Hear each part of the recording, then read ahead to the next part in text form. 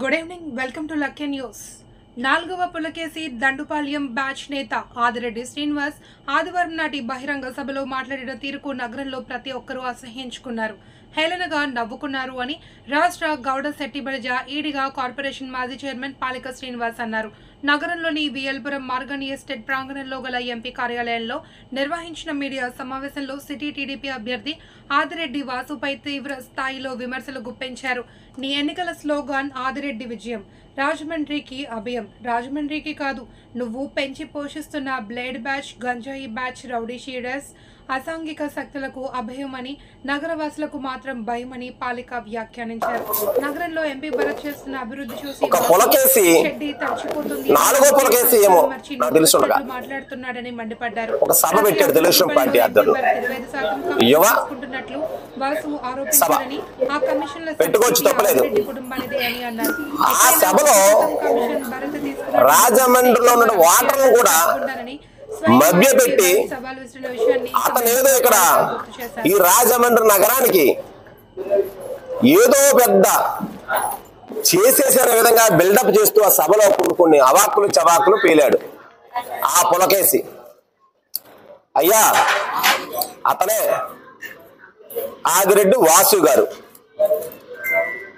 ఆయనకి వాళ్ళ బావ ఎవరు శ్రీకాకుళం ఎంపీ గారు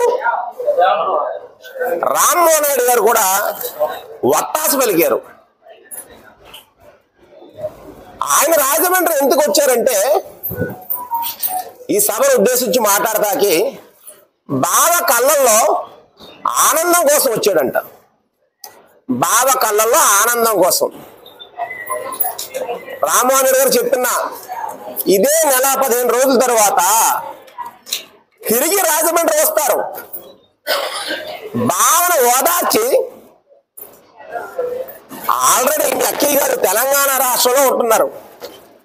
ఈ బావని హైదరాబాద్ తీసుకెళ్ళిపోవడానికి నెల 15 రోజుల్లో ఓదార్పు యాత్రకు వస్తారు రామ్మోహన్ రెడ్డి గారని సభాపూర్వకంగా ఆయన తెలియజేస్తున్నాయి పత్రికా విలేకరుల పరంగా. నిన్న మాట్లాడుతూ వాసు గారు జన జాతరంట. మరి నాయన తొందరలోనే నెల 15 రోజుల్లోనే జనం పాతి పెట్టే రోజులు, పాతలేసే రోజులు కరెక్ట్గా ఇంకా 45 రోజులు 50 రోజుల దగ్గర ఉన్నాయి. జన జాతర, జన పాతర ఒక నెల 15 రోజుల్లో భర్తరామ్ గారి ఆధ్వర్యంలో రాజమండ్రి నీ బాధ భరించాక తెలంగాణలో ఆవిడ తెలంగాణలో ఉంటుంది. మరి ఇక్కడ సంక్షేమ పథకాలు అన్నింటినీ కూడా ఈ యొక్క భరత్ అన్న వ్యక్తి చిన్న వయసు అయినా సరే పెద్ద మనసుతో ఆలోచించి నాకు ఓటేస్తారు కాబట్టి వీళ్ళు కూడా నా పిల్లల కింద చూడాలని నిజంగా జాతి రత్నం కిందే ఈ రోజున ఒక రచ్చబండ కానీ, సంక్షేమ పథకాల ఆసరా కానీ, చేయూత కానీ, ఏ పేదవాడు సంబంధించిన సంక్షేమ పథకం వచ్చినా సరే ముందుండి ప్రజలకు ఇస్తున్నటువంటి భర్త గారు నిజంగా నీ నోటంటే వచ్చింది జాతి రత్నమే. స్వాతి ముత్యం ఆయన కూడా కరెక్టే. నీకే స్వాతి ముత్యం యాక్ట్ చేయడానికి రాదు, నటించండి రాదు. ఉన్నది ఉన్నట్టే ముఖం మీద చెప్పే గుణముల నాయకుడు భర్తరామ్ గారు. 2 మాటలు చెప్పావు. దండుపాలెం గ్యాంగ్ ఉంటుంది కదా, దండుపాలెం గ్యాంగ్, ఆ గ్యాంగ్ నువ్వు లీడర్, నువ్వు అది మర్చిపోకు.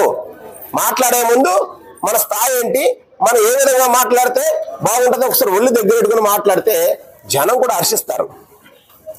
మళ్ళీ ఒకటి వేసారండి, డెవలప్మెంట్కి బ్యూటిఫికేషన్ తేడా లేదని.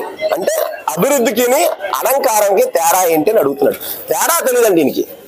తెలుగుదేశం పార్టీ నీకులాంటి సీట్ ఇచ్చినందుకు సిగ్గుపడాలి. డెవలప్మెంట్ అంటే ఏంటండి, అలంకారం అంటే ఏంటండి? ఏ మారంపూడి ప్లేవారో డెవలప్మెంట్ కాదా? ఈఎస్ హాస్పిటల్ డెవలప్మెంట్ కాదా? రోడ్లు డెవలప్మెంట్ కాదా? డివైడర్ డెవలప్మెంట్ కాదా? మెడికల్ కాలేజ్ డెవలప్మెంట్ కాదా? ఏం కానీ ప్రతి అసెంబ్లీకి కూడా వెళ్ళి సంతకం పెడుతుంది. దేనివల్ల? పెన్షన్ కోసం. ఒక ఓటు చిట్ ఫండ్ కంపెనీకి ఒక ఓటు ఆవిడ పెన్షన్ కోసం, 3వ ఓటు నీ వెనకాల ఇది బ్లేడ్ బ్యాచ్, గంజా బ్యాచ్ కి నువ్వు పెద్ద డాను కదా, వాళ్ళు సరిగ్గా శాలరీస్ ఇవ్వట్లేదు కాబట్టి ఈ మధ్యలో ఊరుమే పడ్డారు. ఒకప్పుడు పెంచారు, మా మామూలుగా పెంచి ఇప్పుడు కూడా పెంచుతున్నానే ఉన్నాను. ఈ 3 ఓట్లు కూడా ఓటేస్తే 3 సార్లు అన్నా కాబట్టి ఈ 3 ఓట్లు కూడా సరిపోయిందని చెప్తున్నా. మళ్ళీ కూడా చెప్పారు ఫ్లెక్సీలు పిచ్చి. నువ్వు ఫ్లెక్సీలు వేసుకుంటా లేదా? ఆ ఫ్లెక్సీలను ఏ విధంగా వేసుకుంటున్నావు? ఆదిరెడ్డి విజయము, రాజమండ్రికి ఆ భయం. తీసేస్తే ఏముందంటే ఇక్కడ భయం. రాజమండ్రి ఆదిరెడ్డి విజయము, బ్లేడ్ బ్యాచ్కి అభయం, రాజమండ్రి ప్రజలకు భయం. ఇది వాస్తవం. ఫ్లెక్సీలు అది పెట్టుకో అర్జెంటుగా. అది మానేసాం. ఫ్లెక్సీలు పిచ్చి, ఆ పిచ్చి. సరే ఫ్లెక్సీలు పిచ్చి మాకు ఉంది. నువ్వెందుకు వేసుకున్నావు ఫ్లెక్సీలు? ఫ్లెక్సీలు చీరలు పంచలేదండి, ఆడబడుచులకు చీరలు పెట్టామండి. మీరైతే ఒక ఇంటి మీద అప్పిచ్చి ఆ కుటుంబాన్ని మొత్తం కూడా నడి రోడ్డు మీద నగ్నంగా ఒలిసేసి జమేసుకున్నటువంటి కుటుంబం మీది.